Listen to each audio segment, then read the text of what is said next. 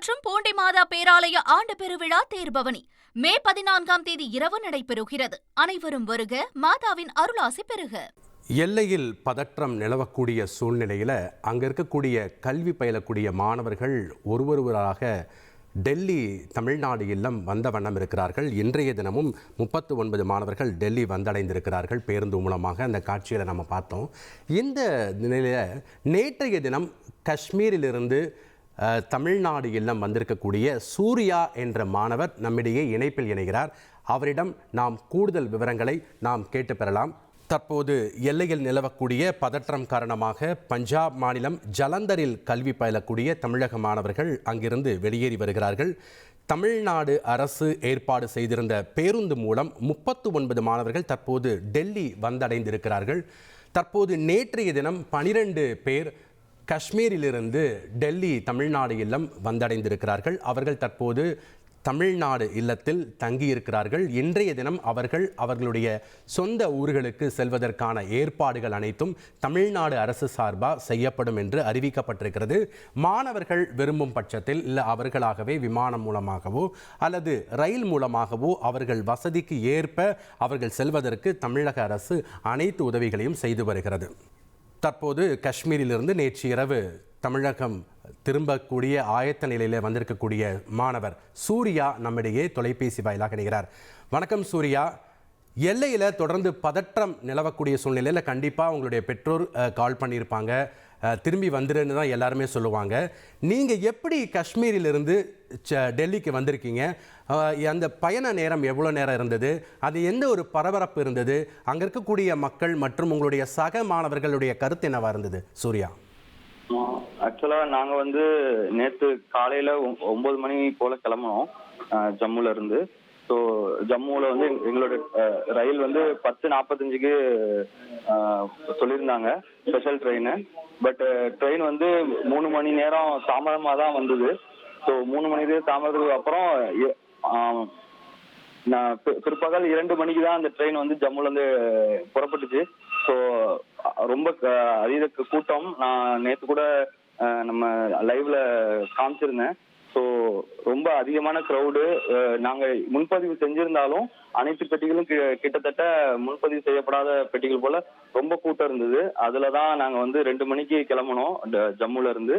நாங்கள் டெல்லி சேர்றப்ப ஒரு 12:30 இருக்கும் நேரம். ஸோ நாங்கள் அங்கிருந்து உங்களுடைய அஃப்தாப் ரசூல் சார் ஐஏஎஸ் அவங்கள தொடர்பு கொண்டோம்.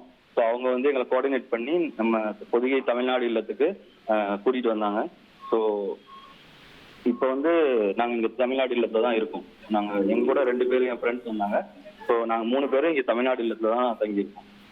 சூர்யா, நீங்கள் காஷ்மீரில் எந்த பகுதியில் இருந்தீங்க? அங்கிருந்து நீங்கள் எப்படி ட்ரெயின் மூலமாக வந்தேன்னு சொன்னீங்க.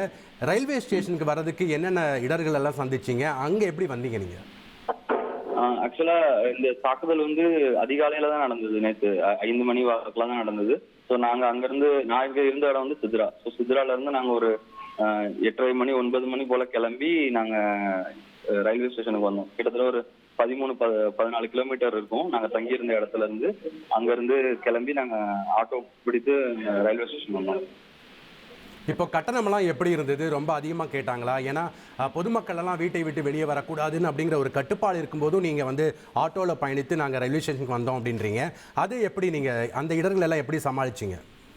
ஆக்சுவலாக நாங்கள் வழக்கமாக நாங்கள் பக்கத்தில் நாங்கள் தங்கி இருக்கக்கூடிய இடத்துக்கு பக்கத்தில் இருக்க லோக்கல் ஆட்டோமேன் அவங்கள தான் நாங்கள் கூப்பிட்டோம். ஸோ அவங்க தான் வந்தாங்க. யூஸ்வலாக கேட்கறத விட ஏன்னா இப்போ இந்த மாதிரி ஒரு கடினமான காலத்தில் அவங்க அதிகமான கட்டணம் தான் கேட்டாங்க. நாங்கள் யூஸ்வலாக ஒரு 400-500 ரூபா வரைக்கும் சார்ஜ் பண்ணுவாங்க. நாங்கள் தங்கியிருந்த சித்ராயிலிருந்து ரயில்வே ஸ்டேஷனுக்கு.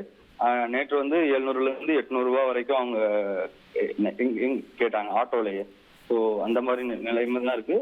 டெல்லிக்கு ஈவன் கார்கள்ல கேப்ஸ்ல மாணவர்கள் எங்க கூட படிக்கிற மற்ற மாணவர்கள்லாம் சென்றாங்க. அவங்களுக்கு இனோவால 20,000 வரைக்கும் சார்ஜ் பண்ணாங்க. சூர்யா, நீங்கள் இப்போ தமிழ்நாடு இல்லத்துக்கு வந்துட்டீங்க டெல்லிக்கு. இப்போ உங்களுடைய இன்ஸ்டிடியூஷன், அதாவது கல்வி நிலையத்திலேருந்து என்ன அறிவுறுத்தல்கள் வழங்கப்பட்டிருக்கு? எப்போ வரணுங்கிற ஒரு இன்ஸ்ட்ரக்ஷன் கொடுத்துருக்காங்களா? கல்வி நிலையத்தில் என்ன சொல்லியிருக்காங்க? இப்போ எப்போ நீங்கள் திரும்பி கல்வியை தொடருவீங்க? அது பற்றி அறிவிப்பு ஏதாவது இருக்கா? ஆக்சுவலாக நான் ஒரு ஆராய்ச்சி மாணவன்.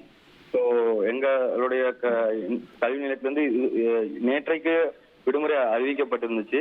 பட் இன்றையிலேருந்து என்ன நிலைமை அப்படின்றத பத்தி எந்த விதமான அறிவிப்பும் இது வரைக்கும் இல்லை. ஸோ நாங்களும் வெயிட் பண்ணிட்டு இருக்கோம். ஸோ ஏதாவது அறிவிப்பு வருவதற்காக வெயிட் பண்ணிட்டு இருக்கோம். எங்களுக்கும் இது வரைக்கும் எந்த அறிவிப்பும் வரவில்லை. சூர்யா, இப்போ தமிழ்நாடு அரசு உங்களுக்கு என்ன விதமாக உதவிச்சு நீங்கள் சேஃபாக இங்கே வர்றதுக்கு? ஸோ நாங்கள் அங்கேருந்து கிளம்பின உடனே நம்மளுடைய நான் ரெசிடென்ட் தமிழ் போர்டுக்கு வந்து நாங்கள் ஹெல்ப்லைனில் கான்டாக்ட் பண்ணோம். ஸோ அங்கேருந்து அவங்க வந்து எங்களுக்கு வந்து ரெஸ்கியூ நம்பர்ஸ் கான்டாக்ட் நம்பர்ஸ் கொடுத்தாங்க.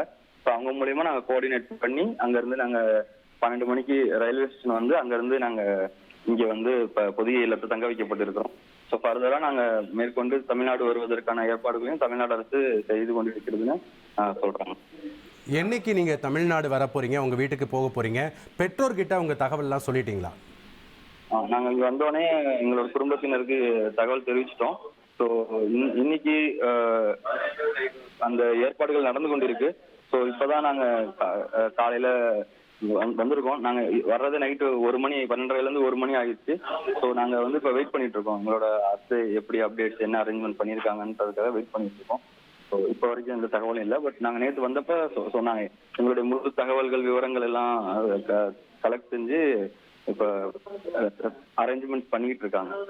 சூர்யா, அவங்க கூட 2 பேர் வந்தாங்க அப்படின்னு சொன்னீங்க. அவங்க 2 பேர் யாரு? அவங்க எந்த பகுதியை சேர்ந்தவங்க? அவங்க என்னுடைய நண்பர்கள். அவங்களும் ஆராய்ச்சி மாணவர்கள் தான். கார்பல் அவர் வந்து தஞ்சாவூர் மாவட்டத்தை சேர்ந்தவர். அப்புறம் பரத் அவர் வந்து கன்னியாகுமரி மாவட்டத்துக்கு. நன்றி சூர்யா. நீங்கள் பாதுகாப்பாக நீங்கள் தமிழ்நாடு இல்லத்திற்கு டெல்லிக்கு வந்துட்டீங்க. இன்னும் டெல்லியிலிருந்து உங்களுடைய சொந்த ஊர்களுக்கு செல்ல ஆயத்தமாகி கொண்டிருக்கிறீங்க.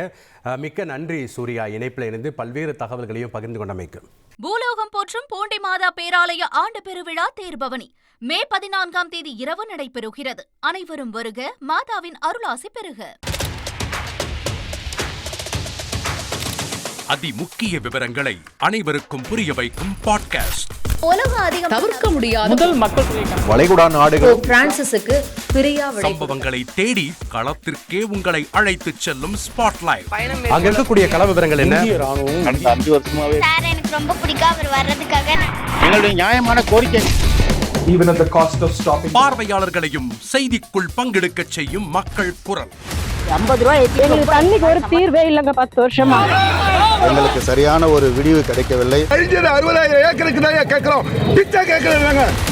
புத்தம் புதிதாக வித்தியாசமாக பாகிஸ்தான்லயே 4 இடம் என்ன படிக்கலாம்ன்றதுல பேரண்ட்ஸும் என்கரேஜ் பண்ணணும், ஸ்டூடெண்ட்ஸும் தேர்வு செஞ்சு. எனக்கும் சீமானனுக்கும் பெரிய வித்தியாசம் இல்லைங்க. ஒரு பாயிண்டா சொல்லணும். உங்களுக்கான தலைவர்களை பொழுதுபோக்கு தளத்தில் தேடாதீர்கள், போராட்ட களத்தில் தேடுங்கள்.